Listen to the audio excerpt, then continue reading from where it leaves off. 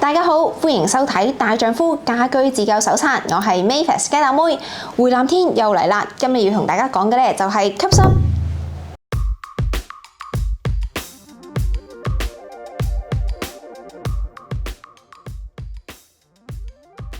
3月回南天，香港嘅濕度已經高達90幾100%。一齊睇下街坊覺得香港有幾濕，同埋邊一種吸濕產品佢哋覺得最有用啦。啲衣服會濕啦，地下會濕啦，牆會滲水啦。仲有就係個人覺得好攰啦。邊度滴水啊？啲牆咯、冷巷咯、樓梯咯。人體有水分嘅，水分同空氣嘅接觸嘅潮濕係相當之吻合嘅，你無需要介懷啊。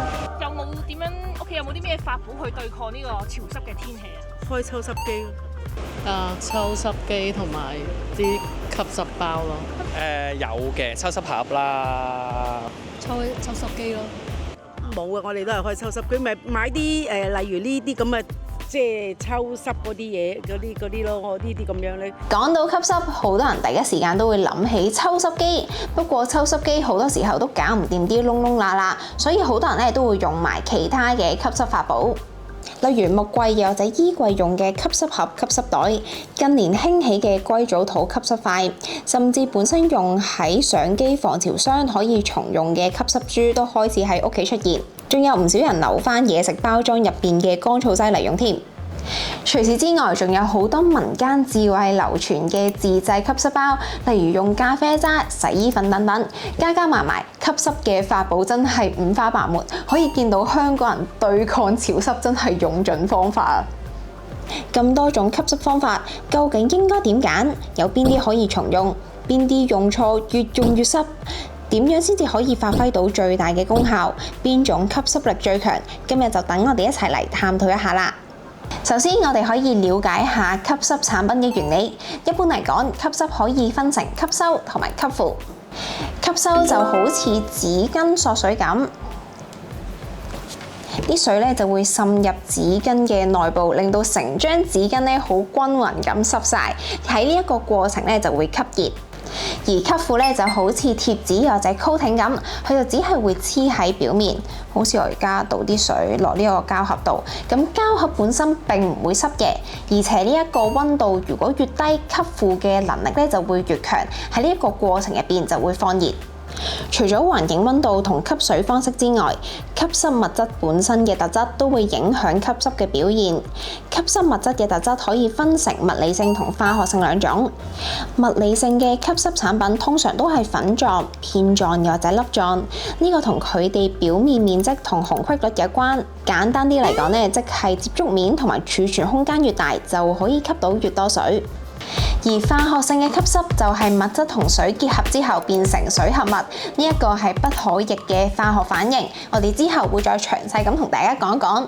最多人揀嘅咧，除咗抽濕機就係吸濕盒啦。一般嘅吸濕盒又或者掛裝嘅吸濕包，入邊見到岩岩慘慘嘅白色珠仔，其實就係氯化鈣，係由氯元素同埋鈣元素組成嘅一種天然無機鹽。除咗用嚟做吸濕盒，都會用嚟除雪，甚至作為食品添加劑。氯化鈣對於水嘅吸附力同埋吸收力都好強。首先，佢會好快速咁吸附喺空氣中嘅水分，直到飽和。然之後咧，佢就會開始吸收水分，液化溶於水。而呢一個過程咧就叫做潮解啦。而吸濕盒下邊嗰盒水就即係氯化鈣溶液。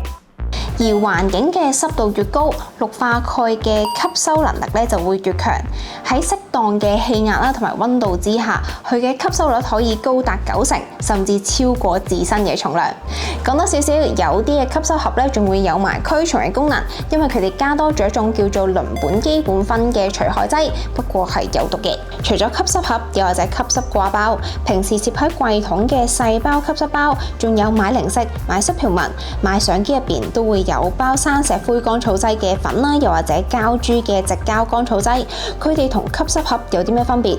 可唔可以 keep 翻嚟用呢？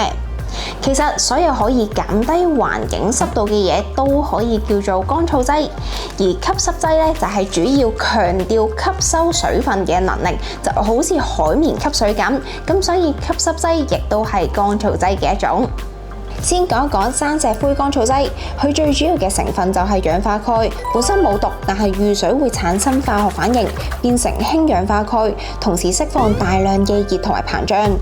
佢嘅吸濕能力好強，無論係低濕度啦定係高濕度嘅環境之下，吸濕率最高咧都可以超過自身重量嘅30%。不過吸濕完嘅氫氧化鈣係帶有腐蝕性，所以如果見到佢成包漲晒咧，就要快啲抌咗佢啦。佢通常咧都會出現喺啲比較脆嘅嘢食，例如米餅啦，又或者紫菜入邊就會見到佢哋啦。而矽膠乾燥劑就即係防潮珠，最主要嘅成分咧就係二氧化矽，係一種物理性嘅乾燥劑，單靠表面面積同埋紅隙吸附水分。佢喺高濕度嘅吸濕能力會比較強，而喺低濕度嘅環境之下，吸濕效果就會比較差。不過因為佢冇毒啦，冇腐蝕性，咁所以比起山石灰咧更加安全同埋穩定。所以喺一啲藥啊，又或者精密儀器，又或者電子產品，就會比較常見到呢一類型嘅乾燥劑啦。平時喺嘢食包裝入邊會見到半透明又或者透明，仲有喺防潮箱入邊會見到有顏色嘅防潮珠，呢一種咧其實係加咗氯化鈷執到指示劑，佢吸咗水會變色，例如由藍色變粉色，仲有啲由橙色會變綠色，咁就可以好簡單咁確認佢嘅吸濕狀態。佢仲有個特性就係控乾加熱就可以重用，只不過重用嘅次數有限，同埋要留意下佢加熱嘅溫度啦，因為加得太熱咧，其實會影響佢嘅吸濕效果。而最常見到嘅加熱方法就會有微波爐啦、焗爐，其實甚至吹下風筒啊，拎去曬下太陽都得，只不過速度會慢啲啫。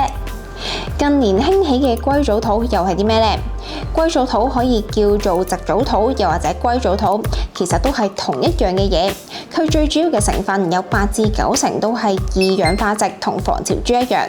咁硅藻咧其實係一種單細胞嘅水生植物嚟，得1至3 mm 咁大。喺佢死亡之後就會慢慢咁沉落水底，日積月累就會變成沉積岩。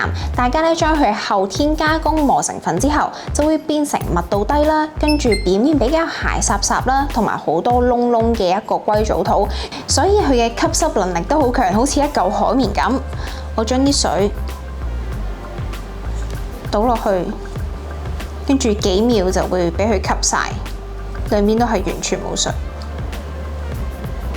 除咗最常見嘅地氈又或者防潮塊之外，佢仲會做成過濾器、皮膚護理、牙膏、嘢食、寵物用品等等。之後就同大家睇下兩個比較特別嘅硅藻土應用。第一樣就係硅藻土嘅塗料又或者油漆，因為硅藻土會根據環境咧吸濕又或者放濕，同埋可以過濾到甲醛同有機溶液，加上佢輕身、吸味、隔熱、隔聲、隔電嘅特質，所以日本人咧一早就研發咗硅藻土嘅塗料，用嚟油牆、油天花板等等。有機會之後可以再詳細同大家睇一睇。而第二樣咧就係天然嘅滅蟲劑啦，因為粉狀嘅硅藻土可以殺蟲。到底點樣殺咧？就係因為個硅藻土嘅粉狀咧，佢會吸附係昆蟲表面上嘅油脂，啲蟲冇咗層油脂咧，佢就會咁樣乾，跟住就死佢。咁所以咧，市面上就會出咗一啲可能專用嚟滅蟲啊，或者可能滅木虱嘅一啲 D 粉。咁其實咧就係粉狀嘅硅藻土，可以筆俾大家睇下。就會係咁嘅，好幼嘅粉狀。咁佢咧亦都係農田啦，或者動物都可以用嘅天然嘅除蟲劑，因為冇毒啦，同埋冇害，所以人畜皆宜。有用開硅藻土吸濕嘅朋友應該都會知道，我都循例講下啦。用耐咗，佢嘅吸濕效果會減弱，要保持好嘅吸濕力，就要定時用啲砂紙散一散佢，又或者用水沖一沖，千祈唔好加清潔劑又或者鹼液，因為會有機會破壞入邊嘅結構。洗完之後咧，就放喺一啲陰涼嘅位置風乾幾日，就會回復翻佢嘅吸濕性能啦。不過唔同類型嘅硅藻土產品最好都係跟翻佢嘅產品說明去清潔，咁就最 fit 啦。最多人揀嘅吸濕盒，個個都話效果好。今次我就測試下咁多款唔同吸濕產品同埋 DIY 吸濕包，幫佢哋搞場吸濕擂台。至自製吸濕包嘅材料可以分成食物類，例如橙皮啦、咖啡渣啦、茶包啦、鹽啦，又或者梳打粉；又或者可以分成非食物類，例如報紙，又或者洗衣粉。咁我哋就揀咗幾個材質比較唔同嘅物料去參賽，我哋就有咖啡渣、橙皮、報紙同埋鹽。睇下佢哋拍埋吸濕包、防潮珠、硅藻土同埋竹炭嘅吸濕效果係點？測試方法：首先喺個盒入邊放濕度計，再用加濕器將濕度控制喺90% 左右，之後加入吸濕嘅物質放20分鐘，測量濕度差同埋睇下吸濕物質有啲咩變化。測試結果出嚟啦，先睇下現成嘅吸濕產品組別，最吸濕嘅係防潮珠，濕度由90% 去到77%，吸咗13%。鏡頭睇唔到，但係有幾粒橙色珠珠係染咗少少綠色嘅。緊接其後係估佢唔到嘅竹炭，吸咗9%，外表同手感都冇咩分別。第三名就係最多人用嘅吸濕盒啦，吸咗7.7%，冇咩變化。最後一名就係硅藻土，得3%，效果真係比較弱。不過佢都係唯一一個唔係密實包裝嘅吸濕產品，所以包尾都唔出奇。加上測試嘅時間就只有短短嘅20分鐘，未必能夠反映佢哋最佳嘅效果。其實我哋睇翻消委會嘅報告，佢哋係足足做咗80日嘅測試，而喺佢哋嘅測試結果入邊，吸濕盒嘅效果係最好啦。咁而竹炭嘅吸濕效果就最差，佢最主要嘅效果就係吸味同埋防臭。跟住就睇下 DIY 組別，包尾嘅係鹽同咖啡渣，淨係吸咗4% 左右。而 DIY 吸濕之王就係報紙，濕度足足少咗26.5%，因為佢有油墨吸濕，再加埋鏈做紙球，增加咗表面面積，所以效果咁好。而 DIY 吸濕包效果好唔好都有2個重要嘅因素。第一就係佢個物料夠唔夠乾身，例如橙皮或者咖啡渣呢一類，喺用之前如果拎去微波爐叮幾分鐘，出嚟更加乾身，佢嘅吸濕效果就會更加好啦。而第二就係用啲咩容器裝住都好重要，例如咖啡渣，如果拎一啲茶包去笠住佢啦，令到佢更加透氣同埋增加佢嘅表面面積，相信佢嘅吸濕效果都會好啲。而橙皮同埋報紙除咗可以吸濕之外，橙皮嘅味同埋報紙油墨嘅味其實都有啲驅蟲嘅作用，咁所以都係一個唔錯嘅 DIY 選擇。講到尾，邊種吸濕方法最好？其實冇一個標準嘅答案。想了解更多唔同類型嘅吸濕效率同使用注意事項，就可以睇返呢個表啦。要揀邊種吸濕產品，需要考慮到唔同嘅因素，例如環境係唔係密封，使用嘅空間，即係會擺喺衣櫃定鞋櫃，係咪想快速吸濕嘅容量等等。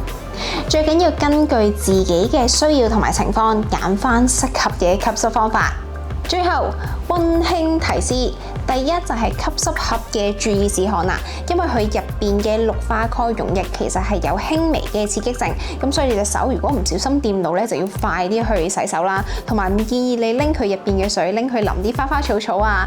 另外佢對某一啲嘅金屬都帶有腐蝕性嘅，所以如果你想倒水嘅時候，建議一邊開水龍頭，跟住一邊倒水，可以溝起下去，亦都可以減低對於呢一個去水管道嘅負擔。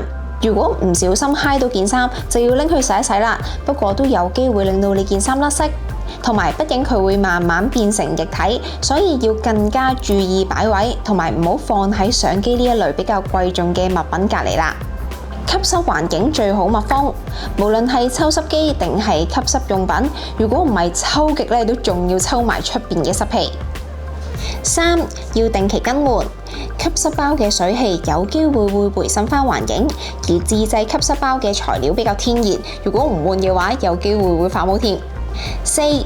防潮珠嘅重用次數有限，並唔係無限㗎。5. 生石灰乾燥劑脹咗就要抌，記得唔好留啊。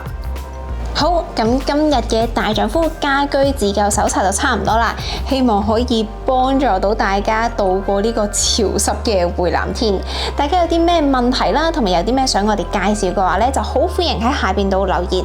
最後唔記得 CLSS 我哋大丈夫嘅 Facebook、YouTube 同埋 IG， 我哋好快再見，ciao。大丈夫位於觀塘雲富廣場嘅分店已經開咗啦，各款各樣嘅電動工具牌子、小型工具齊集喺呢度，歡迎大家任試任玩。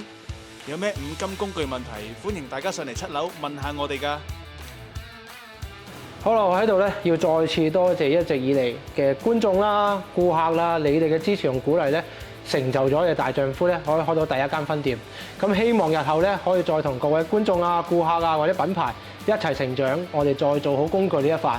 咁啊，期望喺觀塘店見到大家，多謝各位。